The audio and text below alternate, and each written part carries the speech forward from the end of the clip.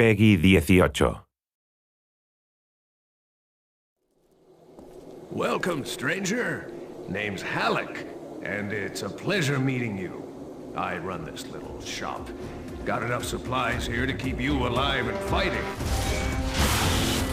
Rage, at its core, is a first-person shooter. These other elements like racing and vehicle combat, they're additive to the experience. But it's important not to get confused by really what we do. We're id, we make first-person games. You know, when you pick up the shotgun and you shoot a bad guy, you know what to expect.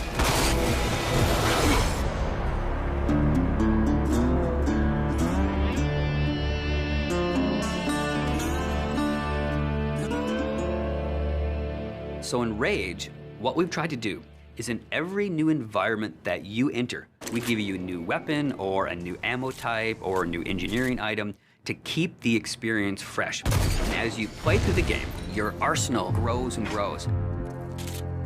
It's a few different elements that really make a weapon good or satisfying. When you hit the fire button, it needs to do something on the other end. And that's where you get the feedback from blowing a head off or seeing a cool death animation. You know, I've always loved shotguns in all of the id games especially. I think if we didn't have a shotgun, a lot of fans would be upset. But the crossbow, because it's so different and so new, it's almost like this utility weapon. My favorite weapon in Rage is the wing stick. Let me guess. You want to know how to throw a wing stick. The wing stick is an offhand, instant throw weapon.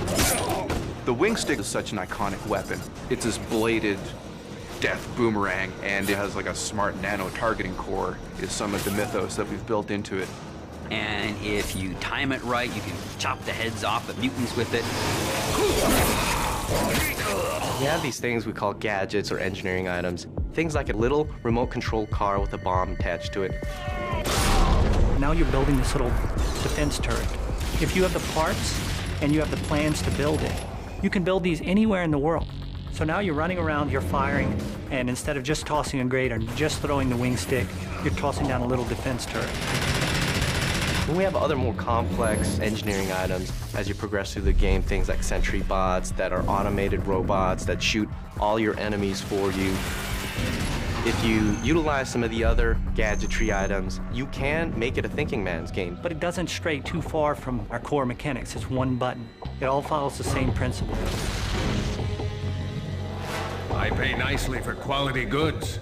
There is an economy, and when people first think about the economy, they think RPG.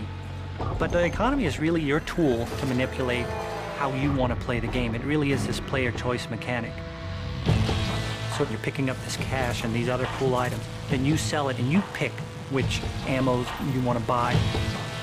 When you get these new things, you'll want to try it out. And when you do, you learn how that impacts you as the player and how you want to approach a situation.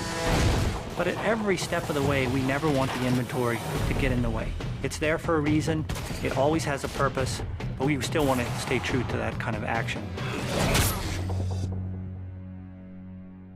The world in Rage is about survival and all the elements that the player will need to succeed in surviving. It's up to them how they want to use those gadgets, weapons, and ammo types. Along with the action shooter experience role that we intend for the player to take, we create these different options in the gameplay when you get into an area with all these various implements of death. Or, you know, you may not want to have any strategy. You just may want to kick in the door, pull out your big shotgun, and start blasting away at the bad guys. We really give players the opportunity to engage the enemy AI in the way that's best for them. And we feel that that adds a lot of life and replayability to the game.